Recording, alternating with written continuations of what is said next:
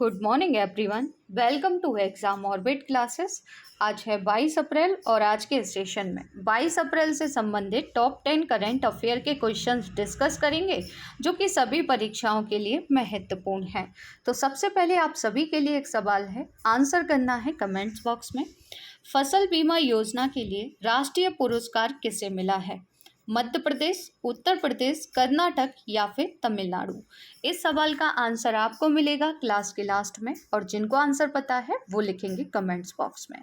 तो सेशन को स्टार्ट करते हैं और आज की क्लास का पहला सवाल, वीरता पुरस्कार प्राप्त करने वाली भारतीय वायुसेना की पहली महिला अधिकारी कौन बनी है? तो फ्रेंड्स, आगामी परीक्षा के लिए यह सवाल महत्वपूर्ण है, तो याद रखेंगे पहली महिला अधिकारी बन गई हैं दीपिका मिश्रा। डिस्कस कर लेते हैं इनके बारे में। तो विंग कमांडर दीपिका मिश्रा वीरता पुरस्कार प्राप्त करने वाली भारतीय वायुसेना की पहली महिला अधिकारी बनी है। ये राजस्थान की रहने वाली हैं फ्रेंड्स, याद रखेंगे। मध्य प्रदेश में बाढ़ राहत अभियान के दौरान प्रदर्शित असाधारण साहस के लिए इन्हें इस पदक से सम्मानित किया गया है और यह पदक एयर चीफ मार्शल, जो कि वर्तमान में कौन है, BR चौधरी, इनके द्वारा प्रदान किया गया। कहाँ पर? सुब्रतो पार्क, नई दिल्ली में। तो इतनी जानकारी आप सभी को इनसे संबंधित याद रखनी है। अब डिस्कस कर लेते हैं महिला लेटेस्ट करंट अफेयर। अगर आपसे पूछा जाता है कि कैप्टन सुरभि झकमोला, याद रखेंगे BRO में तैनात होने वाली पहली महिला अधिकारी ये बनी है। दुनिया के सबसे ऊंचे युद्ध क्षेत्र यानी कि सियाचिन में तैनात होने वाली पहली महिला अधिकारी कौन बनी है? तो इनका नाम है कैप्टन शिवा चौहान। BRO में कमांडिंग अधिकारी नियुक्त होने वाली पहली महिला अधिकारी कौन है? तो इनका नाम है वैशाली हेवासे। सुखोई लड़ाकू विमान उड़ाने वाली भारत की पहली महिला पायलट कौन है? तो याद रखना है अवनी चतुर्वेदी इनका नाम है। गणतंत्र दिवस परेड में हिस्सा लेने वाली पहली महिला फाइटर पायलट कौन है? इनका नाम है लेफ्टिनेंट भावना कांत। राफेल उड़ाने वाली पहली भारतीय महिला पायलट कौन है? शिवांगी सिंह है। 26 साल की अभिलाषा बराक, याद रखेंगे भारतीय सेना की पहली महिला लड़ाकू एविएटर ये बनी है। कौन? अभिलाषा बराक। इसके अलावा आपको याद रखना है कि वंदे भारत एक्सप्रेस का संचालन करने वाली एशिया की पहली महिला लोको पायलट कौन बनी है? तो इनका नाम है सुरेखा यादव। फील्ड वर्कशॉप को कमांड करने वाली पहली महिला अधिकारी कौन बनी है? कर्नल गीता राणा। भारतीय वायुसेना में अग्रिम लड़ाकू इकाई की कमान संभालने वाली पहली महिला अधिकारी कौन बनी है? सालिजा थामी। सऊदी अरब की पहली महिला अंतरिक्ष यात्री कौन है जो इंटरनेशनल स्पेस स्टेशन के एक मिशन में शामिल हैं? तो इनका नाम है रियाना बरनामी। तो ये कुछ एक्स्ट्रा फैक्ट हैं जो आपको याद रखने हैं। अगर आप लोग पहली बार चैनल पर विजिट कर रहे हैं तो चैनल को सब्सक्राइब कर लीजिएगा, साथ ही बेल आइकन दबाना बिल्कुल ना भूलें, जिससे आप सभी को क्लास का जो नोटिफिकेशन है वो सबसे पहले मिल जाएगा। और साथ ही में इस क्लास की जो PDF है ना, वो बाद में आप सभी को क्लास टेलीग्राम चैनल पर मिल जाएगी। टेलीग्राम पर जाकर एग्जाम ऑर्बिट क्लासेस से लोगो आपको दिखाई देगा। जिसने भी टेलीग्राम चैनल ज्वाइन नहीं किया है ज्वाइन कर लीजिए, क्योंकि यहाँ PDF के अलावा आपको GK GS के क्वेश्चंस भी कराए जाते हैं जो कि सभी परीक्षाओं के लिए इम्पोर्टेंट हैं। इसके अलावा करंट से संबंधित जो अपडेट होता है वो भी आपको ईजिली यहाँ पर मिल जाता है। अगला सवाल डिस्कस करेंगे कि मिगुएल डियाज कैनल किस देश के राष्ट्रपति बने हैं? तो फ्रेंड्स, दोबारा से यानी कि फिर से ये प्रेसिडेंट बन गए हैं क्यूबा गणराज्य के। क्यूबा, याद रखेंगे, पूछा जा सकता है। तो पिक में आप सभी इन्हें देख सकते हैं। डिस्कस कर लेते हैं आगे। इसके अलावा आप याद रखेंगे उपराष्ट्रपति कौन बने हैं? तो उपराष्ट्रपति फिर से चुने गए हैं सल्वाडोर बाल्डेस मेसा। कहाँ पर? क्यूबा में। तो सबसे पहले मैप में आप सभी क्यूबा की लोकेशन देख लीजिए। देखिए, ये है क्यूबा। मैक्सिको के जस्ट सामने आपको छोटा सा देश देखने को मिलेगा जिसे हम कहते हैं क्यूबा। क्यूबा की राजधानी क्या है? तो क्यूबा की राजधानी है हवाना। डिस्कस करेंगे क्यूबा के बारे में। तो क्यूबा की राजधानी हवाना, याद रखेंगे। क्यूबा की मुद्रा को क्यूबन पैसो कहते हैं। इसके नाम में ही इसका आंसर छिपा हुआ है, इजीली आप लगा देंगे। प्रधानमंत्री कौन है वर्तमान में यहाँ के? तो मैनुअल मोरेरो क्रूज हैं। आधिकारिक भाषा यहाँ की स्पेनिश है। तो इतनी जानकारी आपको क्यूबा के बारे में याद रखनी है। अब डिस्कस कर लेते हैं अन्य देशों के राष्ट्रपति लेटेस्ट करंट अफेयर। अगर आपसे पूछा जाता है कि बोला टिनुबू किस देश के नए राष्ट्रपति बने हैं, तो याद रखना है नाइजीरिया। निकोस क्रिस्टोडोलाइस ये कहाँ के राष्ट्रपति बने हैं, तो साइप्रस। ब्राजील के नए राष्ट्रपति कौन बने हैं, लुइस इनासियो लूला डा सिल्वा। हसन शेख महमूद ये सोमालिया के राष्ट्रपति चुने गए हैं। यूसुफ योल वर्तमान में कहाँ के राष्ट्रपति हैं, दक्षिण कोरिया। इब्राहिम रईसी याद रखेंगे ईरान के प्रेसिडेंट हैं वर्तमान में। पेड्रो कास्टिलो ये पेरू के राष्ट्रपति हैं वर्तमान में। अगला सवाल, अभ्यास इनिओचोस कहाँ पर होगा, तो फ्रेंड्स ये एक महत्वपूर्ण अभ्यास है और इसमें इंडियन एयर फोर्स पहली बार भाग ले रही है, तो ये अभ्यास आपसे एग्जाम में पूछा जा सकता है। तो इस अभ्यास का आयोजन किया जाएगा ग्रीस में। ग्रीस कहाँ पर आता है, तो ये यूरोप महाद्वीप में स्थित एक देश है। डिस्कस कर लेते हैं इस एक्सरसाइज के बारे में क्योंकि महत्वपूर्ण है।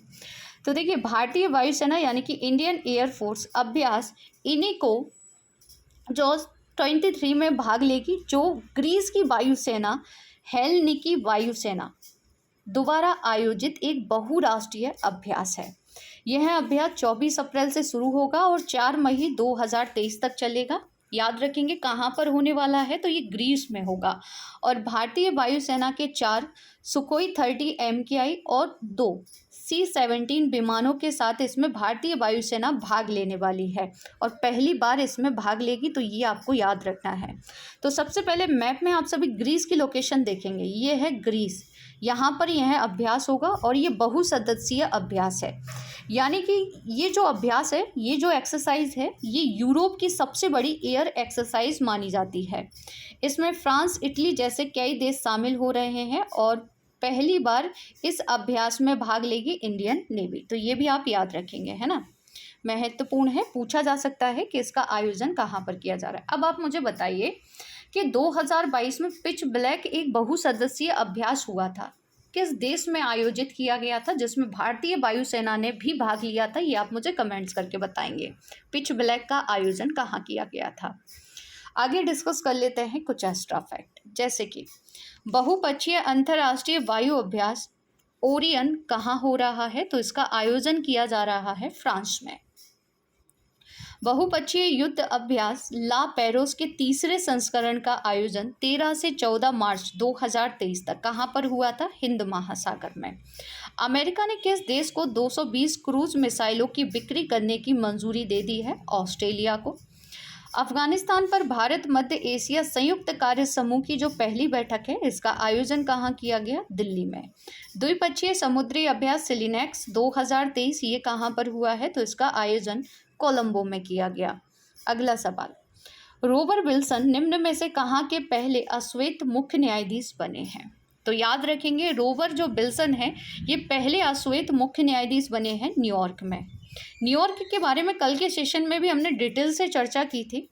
तो इस समय न्यूयॉर्क जो है ना, ये काफ़ी सुर्खियों में बना हुआ है फ्रेंड्स, है ना। तो इसकी लोकेशन आप सभी एक बार मैप में देख लीजिए, ये कहाँ पर आता है, तो ये आता है अमेरिका में। देखिए यहाँ पर नॉर्थ ईस्ट में आपको न्यूयॉर्क देखने को मिलेगा, ये देखिए ये है न्यूयॉर्क, याद रखेंगे इसकी लोकेशन बहुत महत्वपूर्ण है। इसके अलावा अमेरिका में एक और राज्य आपको याद रखना है, कैलिफोर्निया। कैलिफोर्निया की लोकेशन भी देख लीजिए, ये है कैलिफोर्निया। और न्यूयॉर्क के जस्ट नीचे आप देखेंगे वाशिंगटन डीसी, जो कि अमेरिका की क्या है, कैपिटल है ना। तो न्यूयॉर्क की लोकेशन आप सभी याद रखेंगे।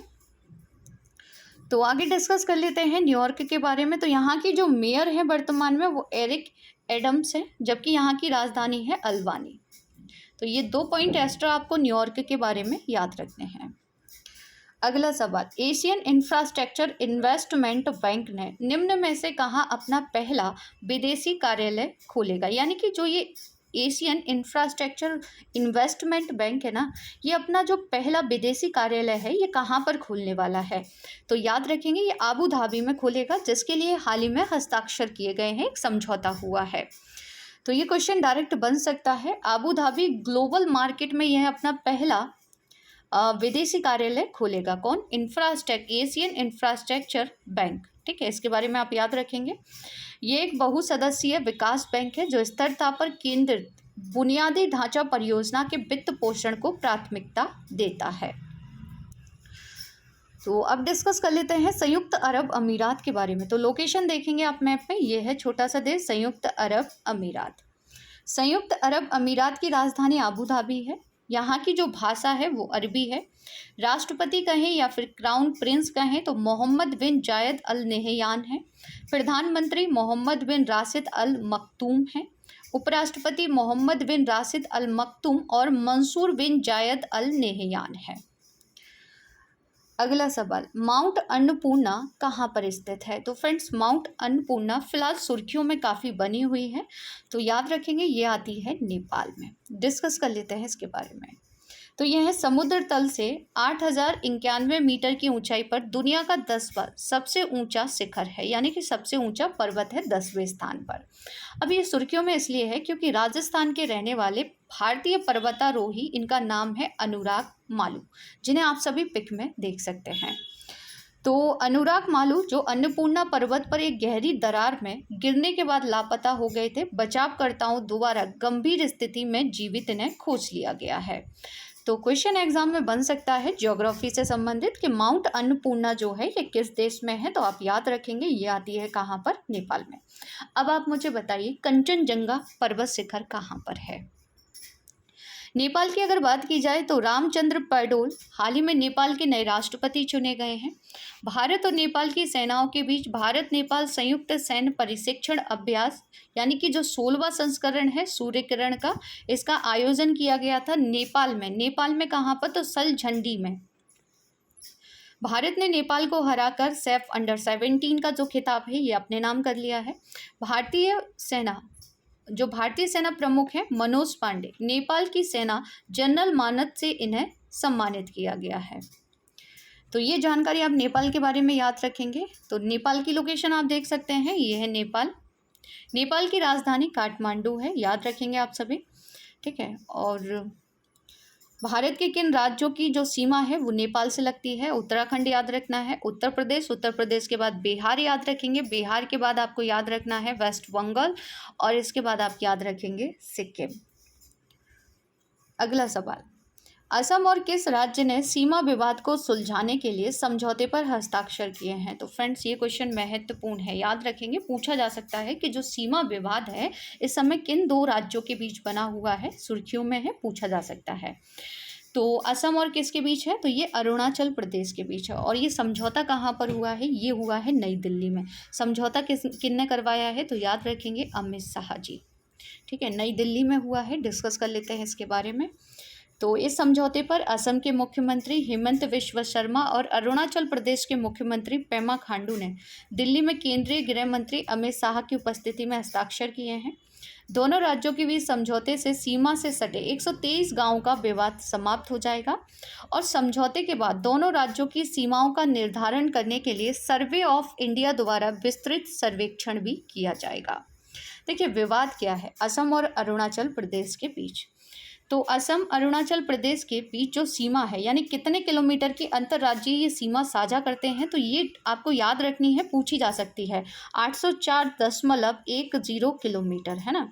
और 1987 में बनाए गए अरुणाचल प्रदेश राज्य का दावा है कि इसके निवासियों की कुछ भूमि असम को दे दी गई है। ये अरुणाचल प्रदेश दावा करता है। अरुणाचल प्रदेश ने समय समय पर यह चिंता जताई है कि मैदानी इलाकों के कई वन क्षेत्र जो पारंपरिक रूप से पहाड़ी आदिवासी समुदाय के थे, असम में एक तरफा हस्तांतरित कर दिए गए हैं। तो ये कुछ सीमा को लेकर दोनों राज्यों के बीच विवाद है जो कि जल्द ही सुलझ जाएगा। और अब आप मुझे बताइए कि हाल ही में किस देश ने अरुणाचल प्रदेश के 11 जो स्थान हैं, 11 जो जगह है उनके नाम बदलने की कोशिश की थी? आंसर करेंगे कमेंट्स बॉक्स में। तो लोकेशन आप याद रखेंगे, ये है असम, और असम के जस्ट ऊपर आप यहाँ पर देखेंगे तो ये है अरुणाचल प्रदेश। और आप सभी जानते होंगे जब ब्रह्मपुत्र नदी अरुणाचल प्रदेश में प्रवेश करती है तो इसे क्या कहते हैं? देहांग। और जैसे ही ये असम में आती है तो हम इसे बोलते हैं क्या? ब्रह्मपुत्र, है ना। चलिए आगे बढ़ते हैं। राष्ट्रीय चिकित्सा आयोग ने किस राज्य को अपना पहला मेडिकल कॉलेज स्थापित करने की मंजूरी दे दी है? तो फ्रेंड्स, कहा जा रहा है कि ये पूर्वोत्तर का पहला मेडिकल कॉलेज होगा जो कि कहाँ बनेगा? नागालैंड में। यानी कि जो राष्ट्रीय चिकित्सा आयोग है इसने नागालैंड में मेडिकल कॉलेज बनाने की मंजूरी दे दी है। याद रखेंगे आप सभी। और मेडिकल कॉलेज का शैक्षणिक जो सत्र है ये 2023-24 में शुरू होगा। मेडिकल कॉलेज में एमबीबीएस छात्रों के लिए 100 सीटों की क्षमता होगी और 85 सीटें नागालैंड मूल के छात्रों के लिए आरक्षित होंगी, जबकि शेष 15 सीटें अन्य राज्यों के आवेदकों के लिए खुली रहेंगी। नागालैंड की अगर बात की जाए तो लोकेशन आप देखेंगे नागालैंड की मैप में, ये है नागालैंड, ठीक है। नागालैंड किसके साथ अंतर्राष्ट्रीय सीमा बनाता है? तो ये म्यांमार के साथ बनाता है फ्रेंड्स, है ना। ये आपको याद रखना है, पूछ लेता है एग्जाम में। किसके साथ अंतर्राष्ट्रीय सीमा बनाता है? म्यांमार के साथ। नागालैंड के बारे में बेसिक इन्फॉर्मेशन जान लेते हैं। तो देखिए, नागालैंड का गठन होता है 1 दिसंबर 1963 में। नागालैंड की राजधानी कोहिमा है। नागालैंड की भाषा है अंग्रेजी। फ्रेंड्स, यहाँ पर एक नेशनल पार्क है प्रमुख, जो कि आप में से कुछ लोगों ने पहली बार इस नाम को सुनेंगे, तो याद रखेंगे इनटंकी राष्ट्रीय उद्यान। ये आपको कहाँ देखने को मिलेगा? तो ये मिलेगा आपको नागालैंड में। यहाँ के कुछ वन्यजीव अभ्यारण्य भी हैं, जैसे फकीम वन्यजीव अभ्यारण्य, फुली वेज वन्यजीव अभ्यारण्य, और यहीं पर आपको देखने को मिलेगा रंगा पहाड़ आरक्षित वन। इसके अलावा आप नागालैंड के बारे में याद रखेंगे कि यहाँ के वर्तमान में सीएम कौन है? नेफ्यू रियो हैं। राज्यपाल कौन है वर्तमान में? ला गणेशन है। विधानसभा सीटें यहाँ पर 60 हैं, यानी कि 60 सीटें हैं विधानसभा की। राज्यसभा सीट यहाँ पर 1 है, लोकसभा सीट भी 1 है। सबसे बड़ा शहर है नागालैंड का दीमापुर। नागालैंड का एक प्रसिद्ध फेस्टिवल है जिसे हम कहते हैं हॉर्नबिल फेस्टिवल।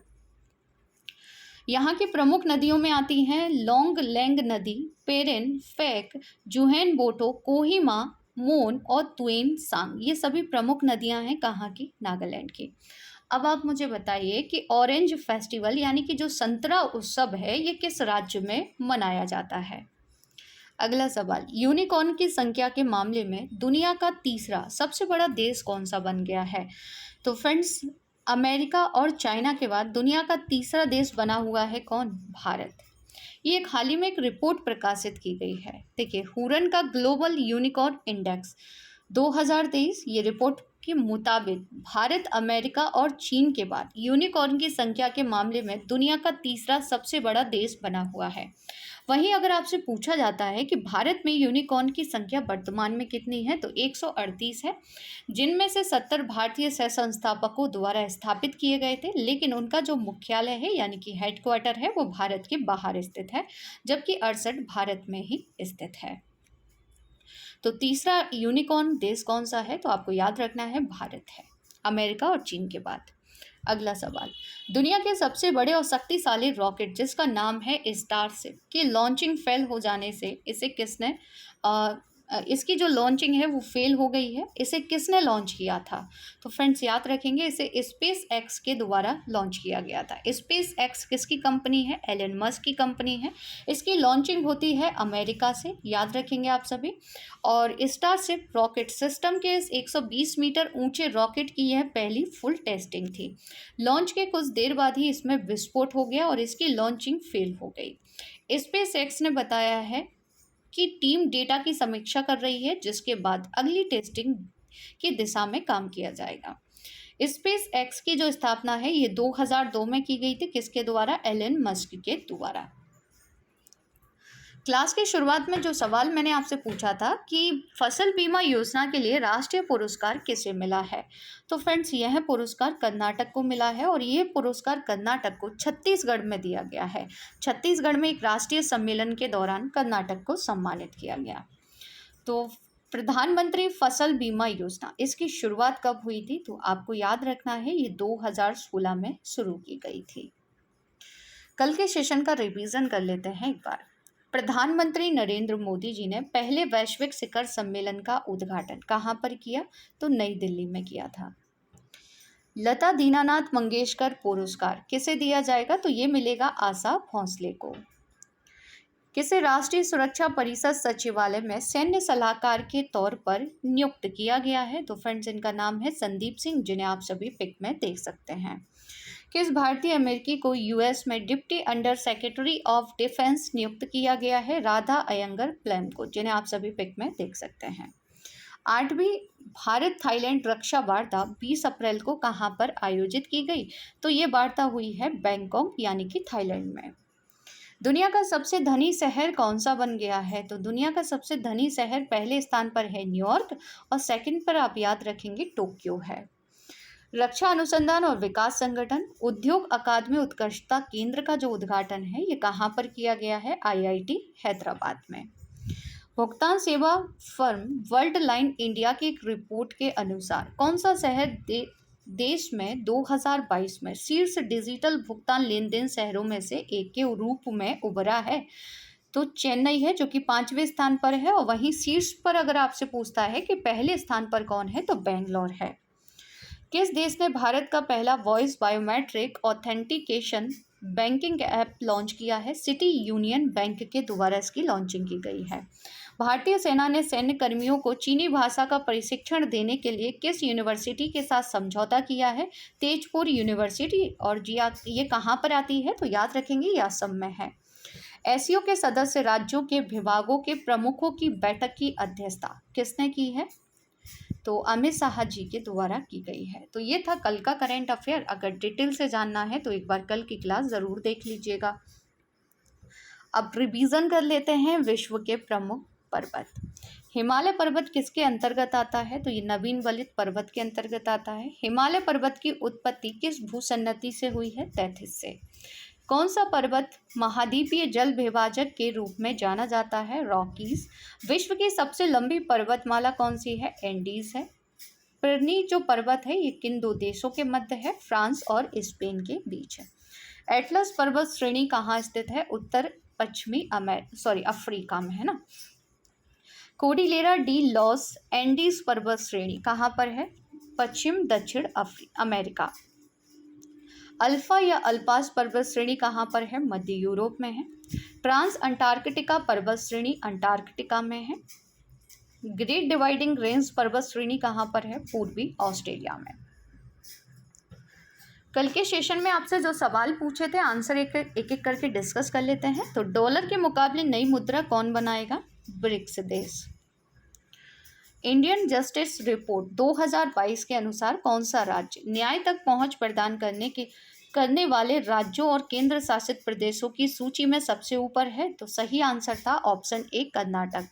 निम्नलिखित में से कौन सुमेलित नहीं है? तो रोहतांग दर्रा हिमाचल प्रदेश में है, सही है। पालघाट केरल में है। लिपुलेख उत्तराखंड में है। नाथुला याद रखेंगे ये आता है सिक्किम में। और अरुणाचल प्रदेश से याद रखेंगे सैला दर्रा, बॉमडीला दर्रा, यांगपा दर्रा, ये दर्रे आपको अरुणाचल प्रदेश में मिलेंगे। नासिक शहर किस नदी के किनारे बसा हुआ है? तो फ्रेंड्स कहाँ पर है? गोदावरी नदी के किनारे। अब आप सभी के लिए कुछ सवाल है, आंसर सभी को करने हैं कमेंट्स बॉक्स में, क्योंकि फ्रेंड्स आंसर लिखने से लंबे समय तक हमें क्वेश्चन अच्छे से याद रहता है और जब भी हमें पेपर में देखने को मिलता है तो हम सटीक आंसर कर पाते हैं। निम्न में से कौन से देश वाहनों से उत्सर्जन कम करने पर सहमत हो गए हैं? अगला सवाल, भारतीय राष्ट्रीय राजमार्ग प्राधिकरण ने किस टाइगर रिजर्व के साथ समझौता ज्ञापन पर हस्ताक्षर किए हैं? भारतीय राष्ट्रीय कांग्रेस की सबसे पहली महिला अध्यक्ष थी, यानी कि जो पहली महिला अध्यक्ष थी भारतीय राष्ट्रीय कांग्रेस की, वो कौन थी? निम्नलिखित में से कौन सा ज्वालामुखी पर्वत का उदाहरण नहीं है? तो इन सभी के आंसर आपको करने हैं कमेंट्स बॉक्स में। सेशन आपको कैसा लगा कमेंट्स करके ज़रूर बताइएगा। अगर क्लास अच्छी लगी हो तो क्लास को ज़्यादा से ज़्यादा शेयर कीजिएगा, लाइक कीजिएगा और चैनल को सब्सक्राइब ज़रूर कर लीजिएगा। मिलते हैं नेक्स्ट सेशन में एक नए टॉपिक के साथ। तब तक के लिए जय हिंद, जय भारत।